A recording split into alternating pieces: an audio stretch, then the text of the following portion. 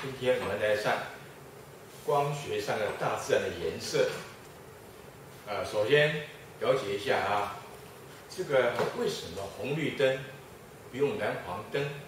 为什么我们要朝阳是红色的，夕阳红色的，天空是蓝色的，日用当中是白色的？这当中都有些原因，当然一般人的这个不了解。记得前不久，农历4月15号晚上有一个月全食的血月，怎么来的？我们今天先分段来上，首先了解大自然颜色怎么出来的啊？这个大自然中有没有颜色？其实完全是光的交互作用。我们看清楚哈，来，我先画给大家看，所有颜色感觉怎么来的？首先，这是人的眼睛啊，这是视网膜，是神经啊。那么，比方说来，一朵鲜花插在球份上，在这边 ，rose 玫瑰花，发的光线很多条，很多条光线啊，什么颜色都有的啊。玫瑰花有红色的啊，然后呢看清楚，凸透镜会聚光，聚到网膜上某个地方。呈缩小毛利实像，但是今天这个地方的细胞有原子结构，象征性的电子的原子核。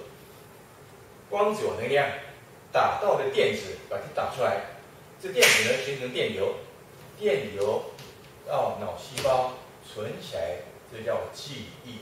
脑细胞存的能量，所以这个名词很重要，光电效应。光子把电打出来叫光电效应。入射光能，假设原来红光是光能，电子要打走需要做功，我们叫功函数或者游离能，减掉做功的功函数或者游离能，等于打出电子动能 1K， 1/2 mv²。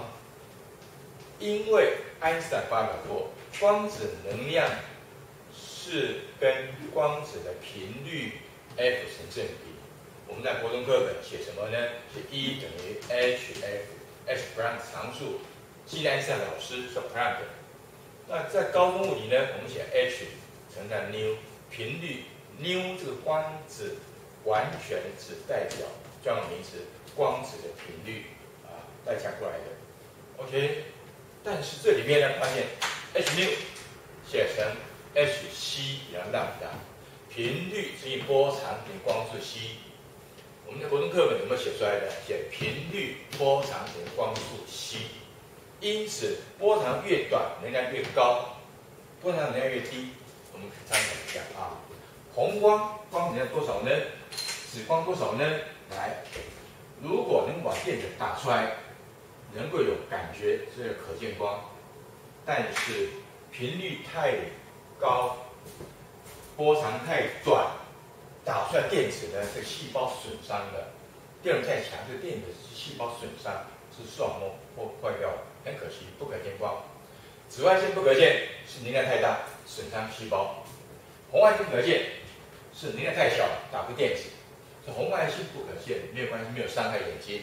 紫外线伤害很严重，所以一切感觉是能量来的。那我们看清楚啊，人类可见光多少呢？画给你看，可见光范围，红光在这边。我今天没有用水彩，我用粉笔做实验。这粉笔颜色虽然不理想，但可以做实验给你看啊。粉笔，红色的粉笔啊。好，我们看看，我把远一点点，来看清楚。粉笔红色的红色的。然后呢，再来是黄色的粉笔来黄色的混在一起，好像有橘色的、橙色的。再来蓝色的在这边有蓝色的。这蓝色的呢，中间有绿色的。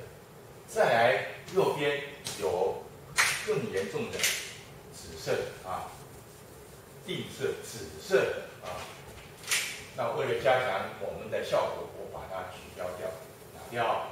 上面拿掉，来再窄一点点拿掉。我加点白线，白线框起来，衬托出颜色，给你欣赏啊，颜色出来了。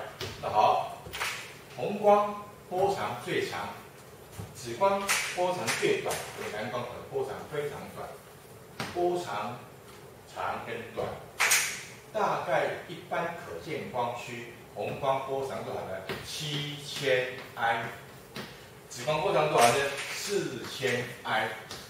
这有效数的取决 I 是谁 ？I 是纪念论科学家埃斯传，他在20初期把阳光光谱线的按钮谱出来，让后人研究光谱的坐标，我们纪念他当单位 ANGSTRON 埃斯传啊。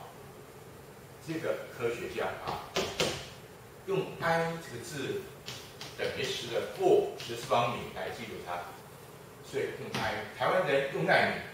奈米是负90方米，是负90方米。那好了，这红光，这叫红外线，这叫紫外线，也是这样过来。好，这是第一个基本观念，我们看清楚啊。这个颜色怎么出现的？刚刚是说各种不同物质发不同光子，但是日光灯、白光，白光是各式光集合，谁发现的？牛顿发现的。牛顿用三棱镜。把折射的色散现象，白光进来，经过参考发现在这边。结果呢，它折射以后，红光这样走，偏离出去；黄光这样走，偏离出去；蓝光这样走，再偏离出去。因此，这个光谱上、玻璃板上，毛笔一看，各种颜色就这个颜色。所以白光是各色光的集合，叫白光。好，有这个范围。红外线看不到，能量太小，没有光线效应；紫外线看不到，能量太大，伤害细胞，是尽量不要用紫外线。第一个认识光颜色感觉，任何颜色都是能量感受。第二件事情，请问同学们，我问你哦，为什么它是红色？一定这样想，日光灯发的光是各式光都有，照到红色粉笔，它的原子结构。它把红光反射，其他被吸收掉了。为什么只看红光？看原子结构的特性。那么蓝光什么意思？白光照射，蓝光反射，其他被吸收。黄光这样各种物质结构不一样，所以反射光不一样。那我先做个实验来参考一下啊。所有色光合在一起叫白光，但是呢，光有选择性，反射有选择性。像今天我的讲义上面，如果你有上课，我送你的讲义，黄色是白光照射，黄光反射吸收；红色是红光反射吸收；蓝色蓝光反射吸收；紫色是丝光反射。但是光跟色的不同，这是颜色。物质发的光，像太阳光有红外线、紫外线，可见光大占1/3，太阳光非常大的波段。但是我们看到的有限的，红外线看不到，紫外线看不到，我们看到这一部分，所以光的波段很宽，人的眼睛你看波段很窄，所以有个名词很讨厌的，就是说色彩学上美术课，红黄蓝三原色，原来的原 orange color， 但是光学上三色光是红绿蓝，红绿应该紫更宽。所以一般就讲红绿蓝，所以三色光上面是不一样的啊，有一点范围的不同啊。那我们看看，一件事很重要。今天它反射红光，它反蓝光，它反黄光，但是有一个名词，什么雷射？很多同学们对雷射的感觉出问题。雷射，我考题啊，雷射光跟普通光不同在哪边？第一个选择题很强，非常强，很恐怖，光太强，能量太强。第二个频率太高，或者纽太大，或者 F 频率太高，紫外线、X 射线、雷射。第三个它的波长呢相同，来同波长、同调光。相位相同，我们讲专有名词，相同听不懂啊。同步调什么意思啊？我做实验给你看，日光灯是雷射吗？不是。一般人认为频率太高，能量太强，最糟糕的答案，光速太快。光速真空中，在1667年被 Riemann 测出来的大概的光速，目前标准答案多少呢？将近有效移位3乘10的8次方每秒。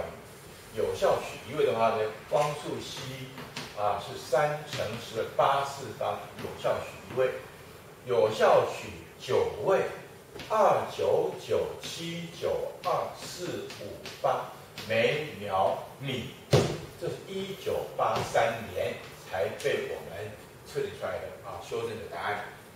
9位说2.99乘10的8次方1、2、3、4、5、6、7、8。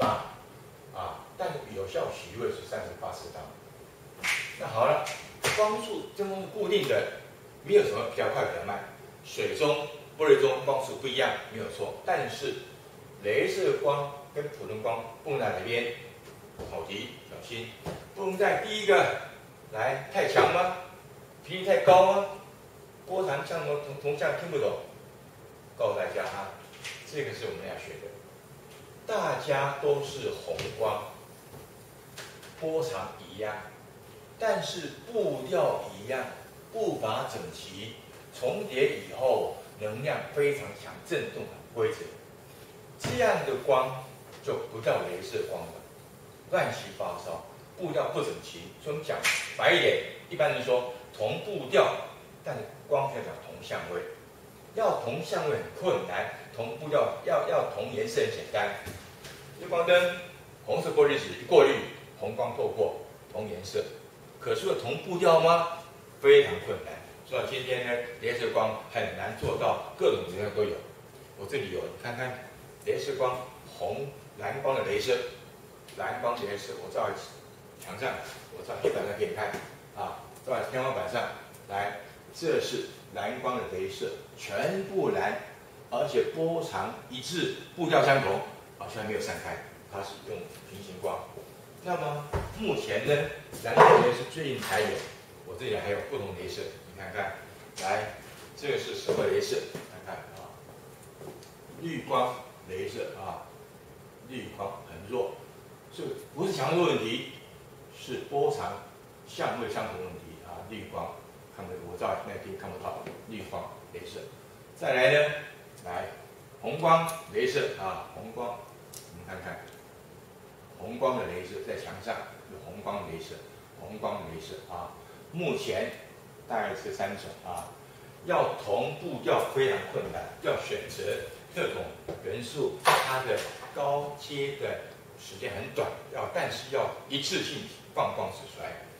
好，那么一件事情，如果你是红色，白光照是红光反射吸收。那我如果用黄光照过去呢，黄跟红很接近，它可以一部分会反射出来。因为这个红不是雷射红，是有波段的辐射光，有深红，有紫红，有浅红，有小红有水红。那我的黄呢，有鹅黄、米黄、橘黄、蛋黄，它小黄出来了。那所以说它的波段，因此在色反当中。红橙黄绿蓝靛紫是美国用的颜色，日本不是日本用红橙黄青蓝紫6色，美国人讲7色，那是命名问题，大家很困扰。这个什么色？有人说绿板，有人黑板。我小时候念书是黑板，现在变绿板了因为人的眼睛，刚刚讲红外线看不到，能量太小。所以看不到能量太大是眼睛，人眼睛对绿光感觉越柔和会受损，所以多看窗外，多看绿色。我们墙是绿色，黑板绿色比较会受到眼睛，就是绿色的。那我实验怎么做呢？好，今天看看摆出来这个实验很难得做的这个实验排给你看，我这样来欣赏这样把实验看过来。这里有几种颜色，你看一下啊。透明的气球，白色、红色、黄色、蓝色、黑色。我这里有镭射光。照理讲，透明的气球是什么意思？什么光照都透射过去，不吸收，叫透明。那白的什么意思？不管什么光照就反射，红光反射，黄光反射，那白光是反射光，没有选择性。红色白光照射，它是红光反射，其他吸收。它也是反的黄光，这是反蓝光，它什么光都不反射，黑色都吸收。白什么都反射，黑什么都吸收，透明什么都穿透。所以我做实验给你看。假如我今天用这个实验，我这个是用镭射光的绿色我比较强一点点的，这个镭射光稍微强一点，不是强弱哦，有强镭射，有弱镭射。我们平常上电脑课的时候呢，黑板上一般都用这样上课这个引导给他上，这种上课这种方式呢，这个镭射很弱，当然最好不要照眼睛，还是不好。可是照黑板上这个并不强，我这个稍微强一点，稍微强一点。那么今天很珍惜一下，这个气球买不到，尤其透明的很难买得到，黑色很难买得到。人家婚纱摄影场这颜色都有布置会场，可是黑跟透明跟白很难买得到，都进口比较多。来，实验这样做不要太严重。镭射蓝光，我照射，照蓝色气球会反射，我照透明气球会透射，我照白色气球也反射，照黄的、照红的，它会吸收，它只反射红光，一吸收，里面温度太高，爆掉。那照黑的人一定爆掉，为什么？它会吸收光。所以我今天做这个实验，给大家参考一下来看看明显一点，在前面来做实验明显一点的实验。好，看清楚了来看一下，我先照镭射光很强，这个透明的穿到黑板去了，白的反射，那么蓝的反射，我不敢照红的，你猜会怎么样？红的会爆掉，为什么？它被吸收，它是反红光嘛，看对不对？照红的，爆掉了好伤哦。但是一个概念，它反的红光。那我如果照黑的呢？刚爆了一个了再爆第二个，对你来讲也很伤爆第二个给你看哦。第二个是来黑色的你看对不对？爆掉了。再爆第三个吗？哪一个会爆掉？蓝的不会，白的不会，透明也不会，黄的我不敢做。但黄跟蓝波段很接近，黄在这边，蓝在这边，但是我这个蓝是单一波长，可能在这个地方。可你那个蓝呢，可以包含一点绿，一点深一点。那这个黄呢？那好，也是一点这边点对，也许有相近者反射，相应的吸收，就照黄色气球，很可能怎么样？会爆掉，也可能不爆。为什么？会反射一些。我试着看来，好，爆掉了，3个了，剩2个不做了。不过有人说，今天白色气球。我来涂颜色，我涂黑色的笔，涂上去，我涂看会怎么样这个给大家玩一下涂黑色的笔放这边，黑色目的会在会把所有光都吸掉，涂黑色的笔会吸掉。好，你看到了我涂了黑色，来面对同学，给大家看一下黑色笔这样看。好，在这边来，黑色啊，好，在这边，再看颜色，再看一下，黑色。来，我再用蓝色照它，会怎么样？我也不知道，看清楚啊。黑色爆掉了。好，那两个我不要涂了，涂透明的，光穿过去，可是穿上去以后呢，光被它吸收，它那个爆掉了。蓝色不会，它会反射，这不用做实验，它会反射。好，希望同学了解。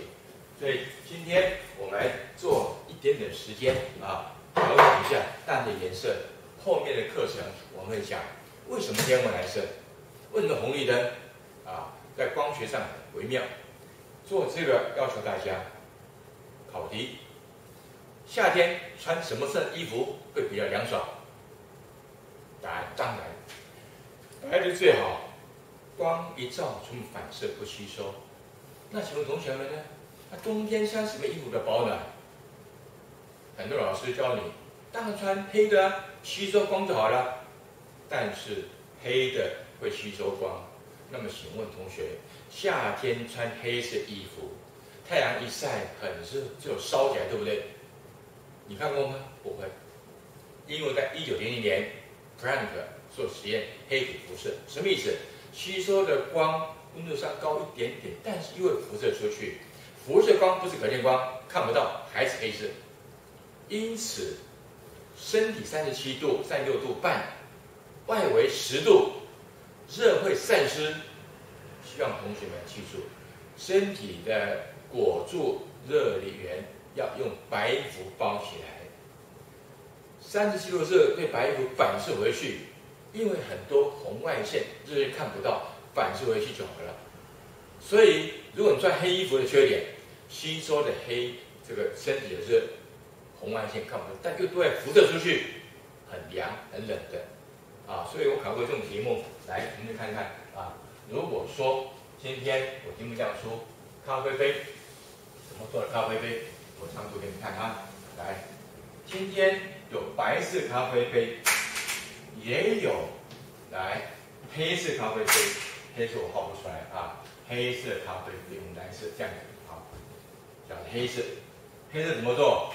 混合做给你看，我做色板做给同学看，我混合的啊，就是美术老师要教的，你要学的。红在这边3原色，黄在这边啊，黄在这边，再来呢，蓝在这边。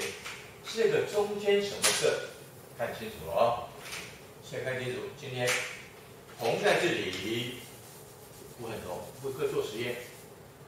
那么这可以做红的，这做红的，黄在这边，黄色在这边，但是呢，黄色跟红色混在一起，什么色？